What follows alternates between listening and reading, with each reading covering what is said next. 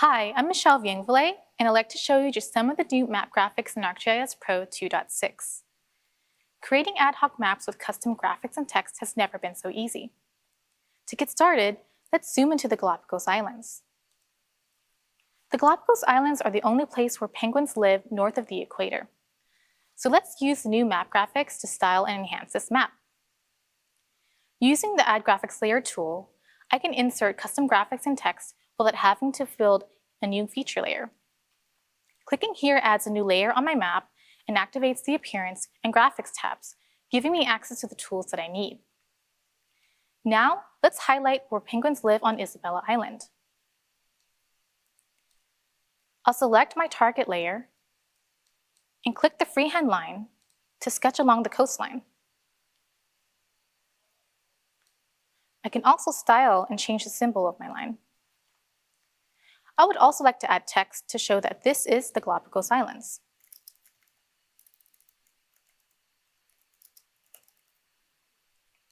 Now, what makes the Galapagos Islands ecosystem really unique are these converging ocean currents. I created this graphics layer to show the Humboldt Current and other currents coming around the islands to bring cold water and fish for penguins to thrive.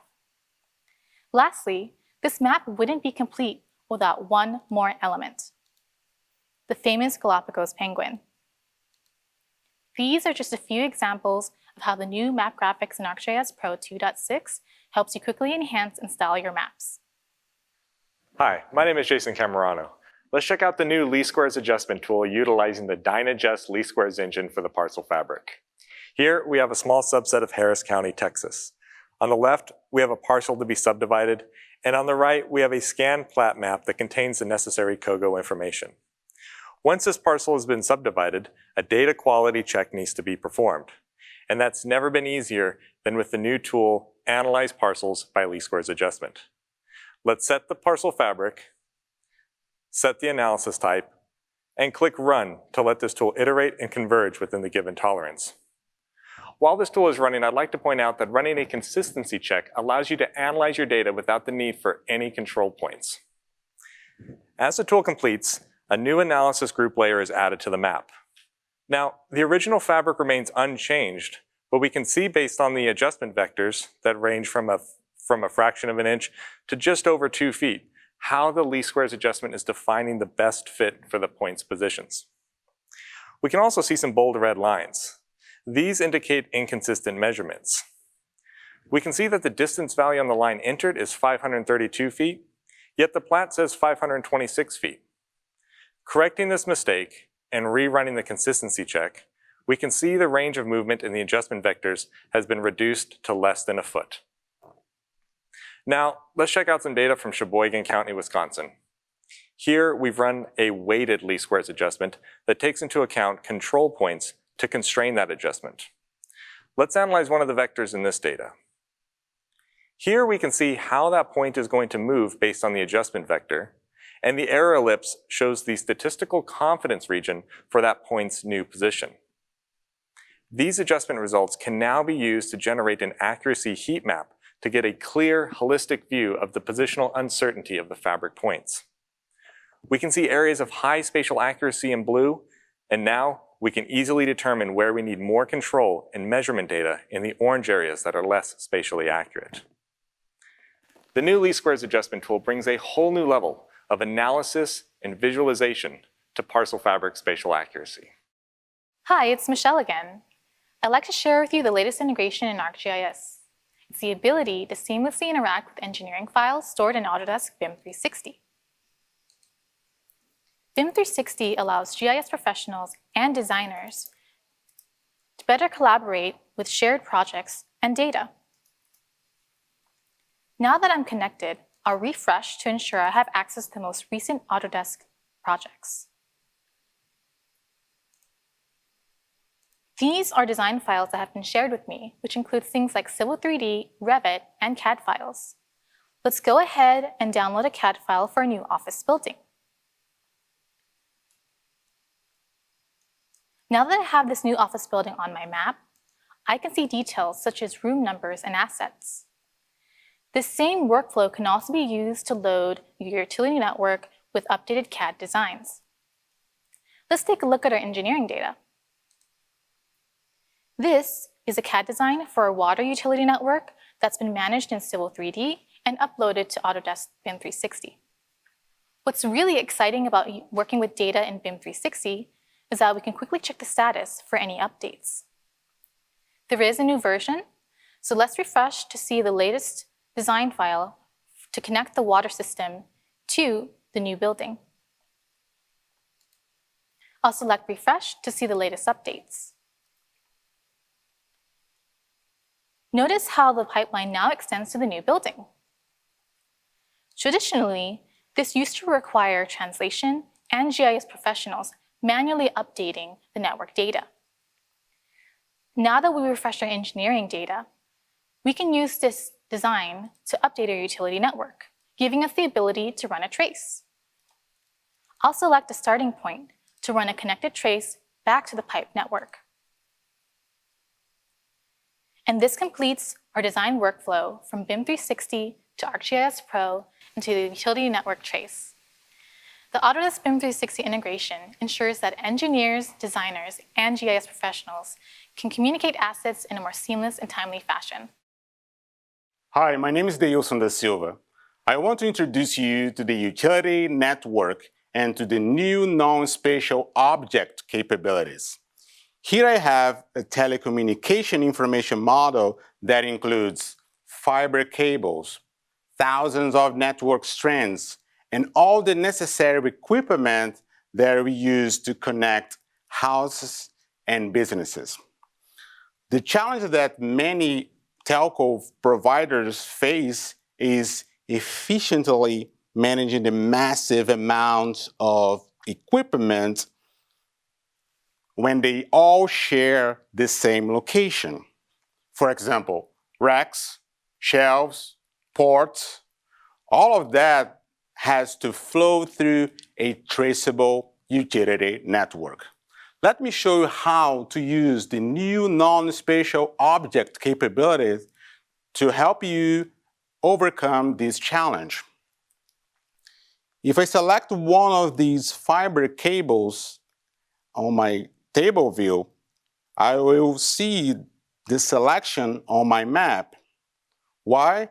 Because this is a feature that has its own geometry. Each fiber cable contains multiple strands. On the right side, I have this table that shows all the strands stored as non-spatial objects. Because the geometry for each strand is inherited from the parent fiber, we don't see any shape field. Let me run a trace in order to show you how to connect the customer to the access point. If I use this customer location as the starting point of my upstream trace, I will see what is needed to add a new service to this location. The trace is identifying all the equipment necessary to provide the service to this customer.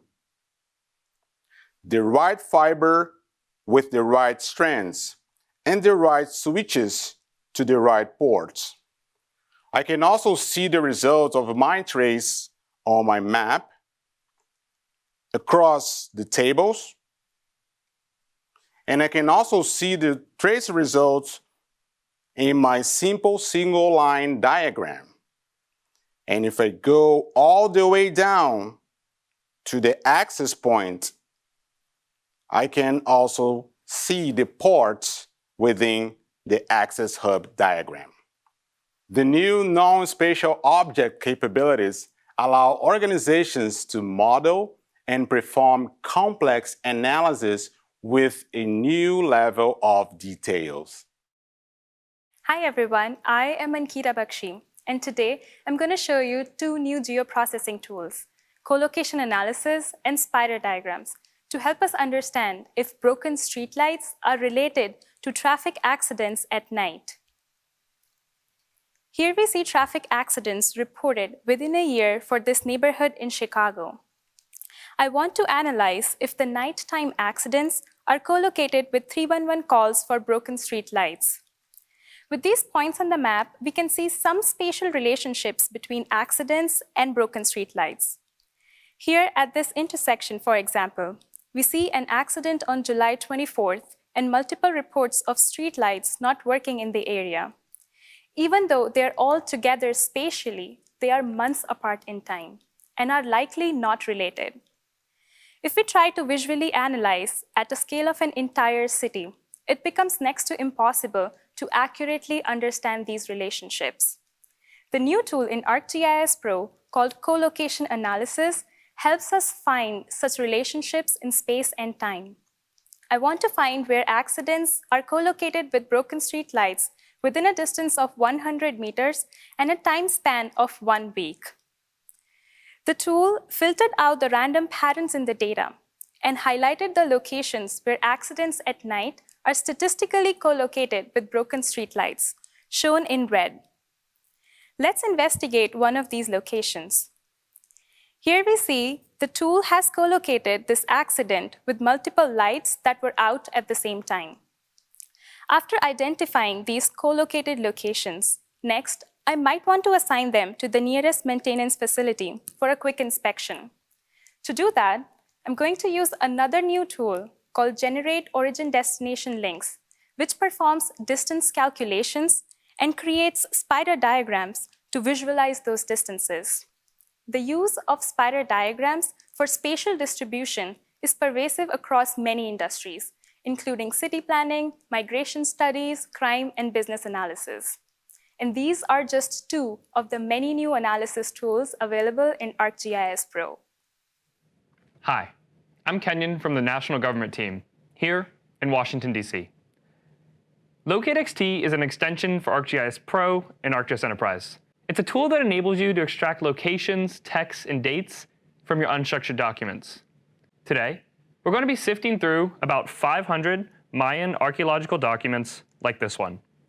They contain location names, the country the site's in, the date it was first discovered, and a variety of coordinate formats. Sifting through this many documents, identifying the text that we're interested in, and then manually adding each location and its attributes to a feature class on the map is hours and hours of work. Now, with LocateXT, we can automate the extraction of the text from these hundreds of documents in just a few seconds. To begin extracting locations, we'll drag and drop in the files from our folder. And these contain a variety of file formats like Word, emails, PDF, CSV, and text files. And we'll give our feature class a name of Mayan sites. Now, since our documents contain keywords like the location name and the country the site's in, we'll go into our properties and select our custom attributes to identify the keywords that we're looking for. In this case, LocateXT is capturing the text immediately following the keywords título, or title, site name, and location name. A new feature this year in LocateXT is the ability to extract dates in foreign languages and convert them to standard date-time formats. In this case, we'll open up our date settings, which contain a variety of languages, and select Spanish keywords and formatting. We'll run the tool, and it'll go through our 546 documents in seconds, extracting the locations and attributes and adding them to the map. If we symbolize our sites by how long ago they were discovered and zoom in on the Yucatan Peninsula, we can identify several sites in yellow that were discovered well before their peers.